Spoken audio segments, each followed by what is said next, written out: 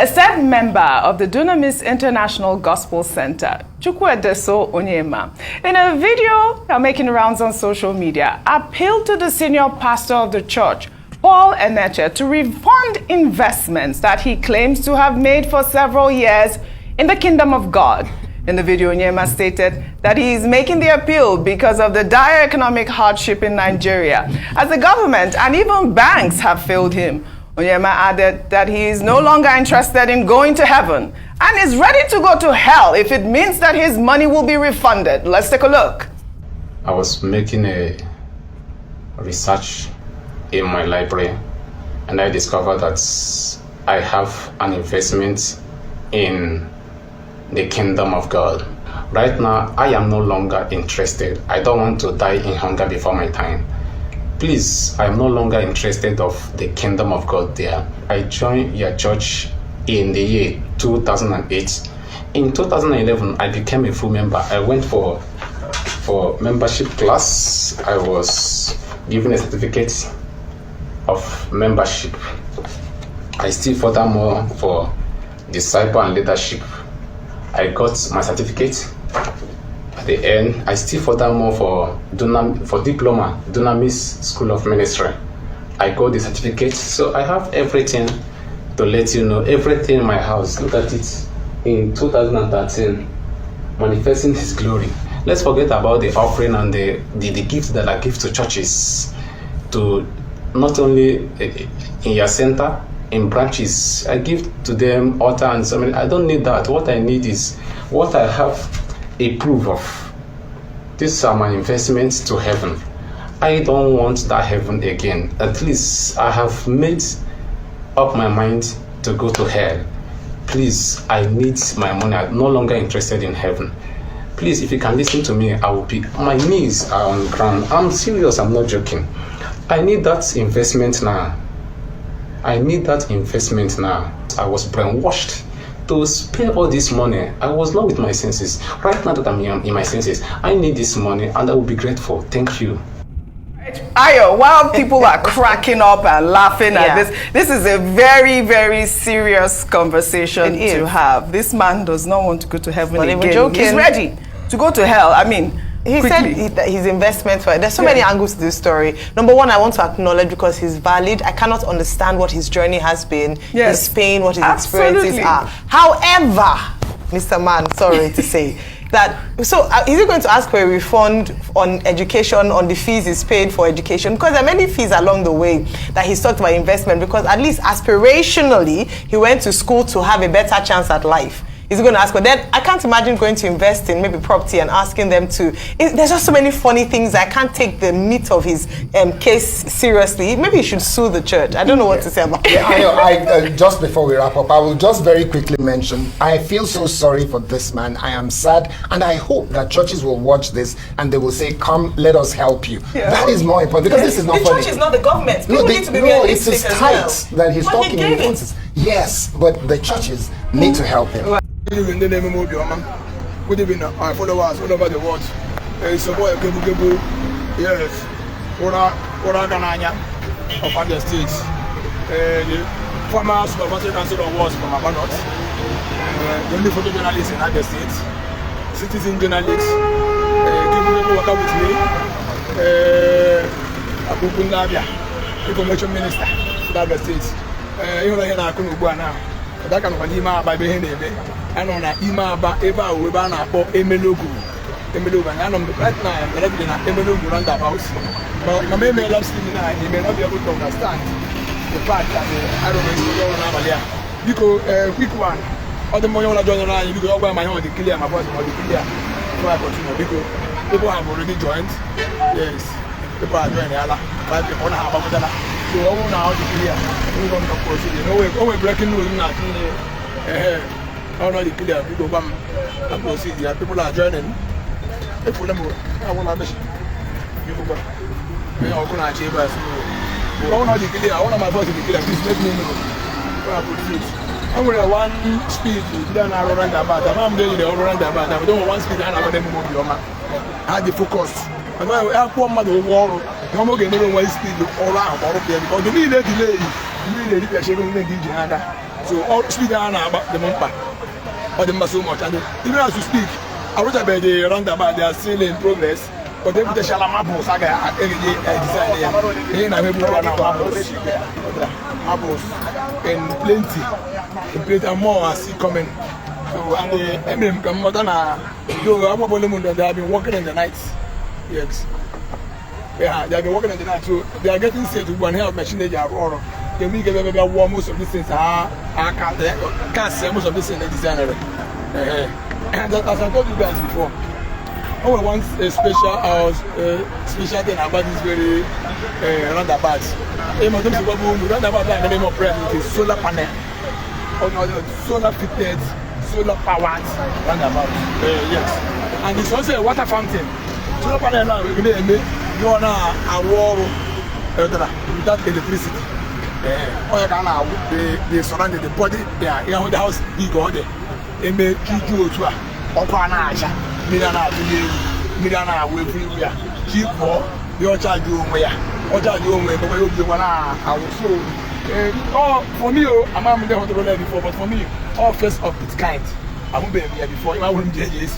Let me make I won't push man. Every year. I am new English and English in Daba. They want to get bomb, and then one narrow. So, to tell you how serious they are, hate is everywhere. Now I'm all on right now, go to the material, go to the one. Mahaja, my chicken, I get down where. Now, the order, this man will go in all over Ghana. I would do the Delta State. Yes, Mamma. I think the government can you give him what he wants? You roll your order. You know, material, go put in and everything. Or Ayazuga. They ever go now with joints. Is it with the joints? Ayazuga everywhere. You can see the light. You can be able to view. I want to show again as to visualize what you saw rise. You can be able to see that the environment is peaceful and all the light up. The illumination of the light is top notch. Yes. In place, waiting to start their work. And they give the material to banner by the umbrella and how to kick off the job. So then capital department are also doing what they know how to do best. They are fixing things. Yes. Oh, my phone is ringing.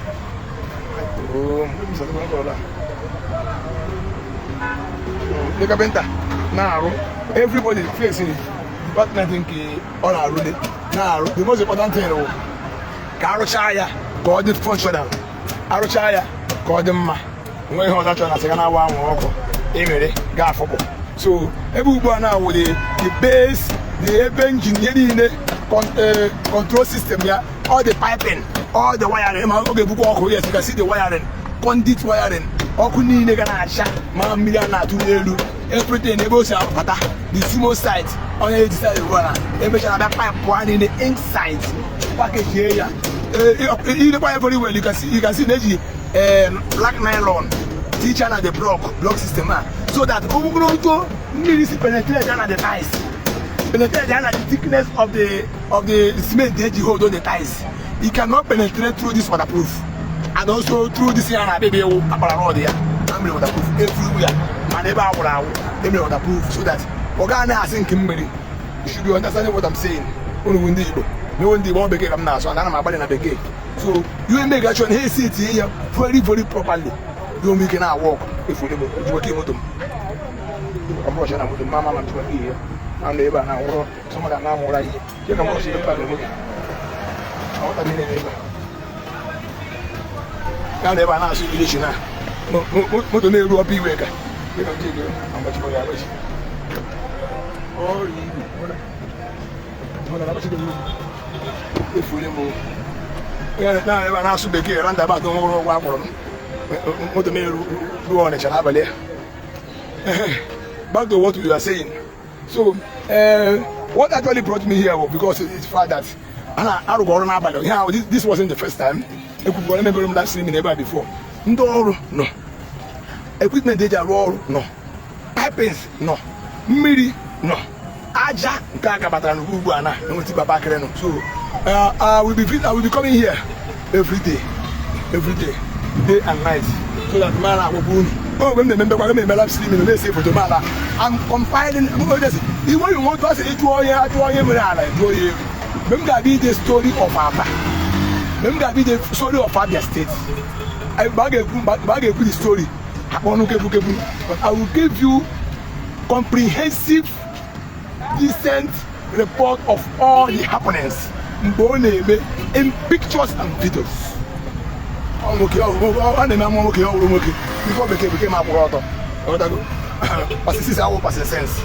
So English show brother. So it's only John I got John and you.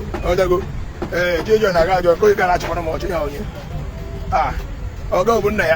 You're laughing at me. Okay, police if I can touch.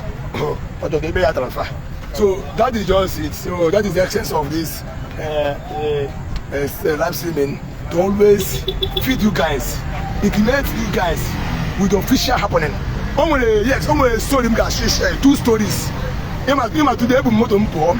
So you want to image and machine. May have motor ni metan.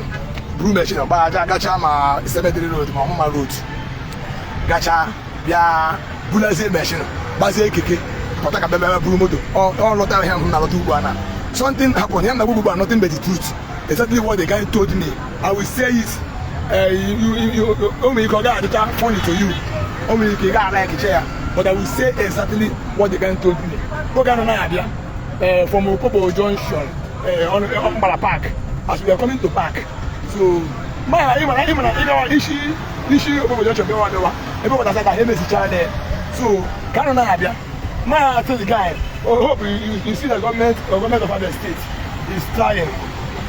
At least those are hold up on the now when I said now every child because but now I may say that those are the less but I think they may say Jaya. What do you mean? Because we can have here before God and man him now we're going to hear my way so him today. The Kigema was telling me number was on the bad. Now about they go career. Number was on the bad. Omike ga park.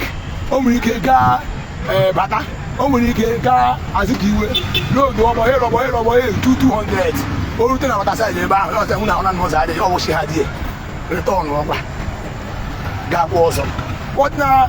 Today, see, who's on the ma? Who's on the free? No one is big over that. Because the people might get blue on your head. Nobody has done a hold up on it. I was like, are you for real?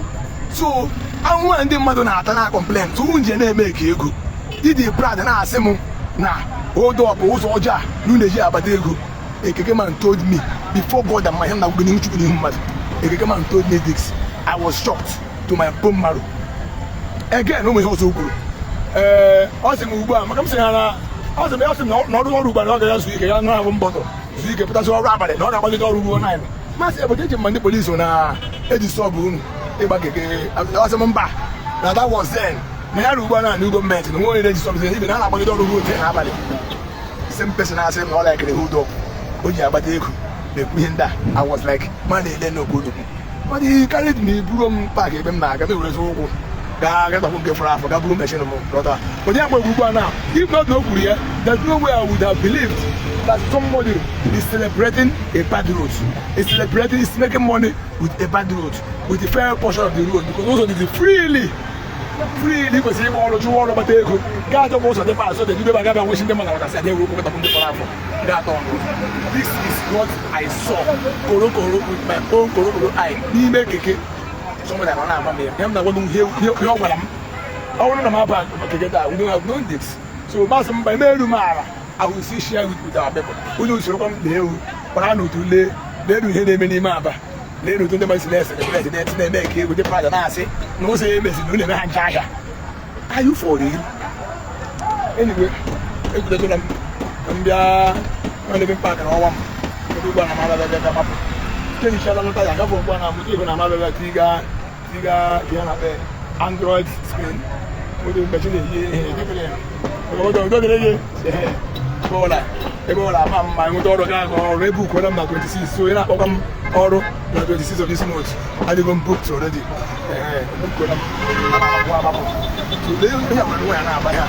So you will ask them communicate make and show you guys. And if you like what you are doing, you cannot always applaud us by sharing our video.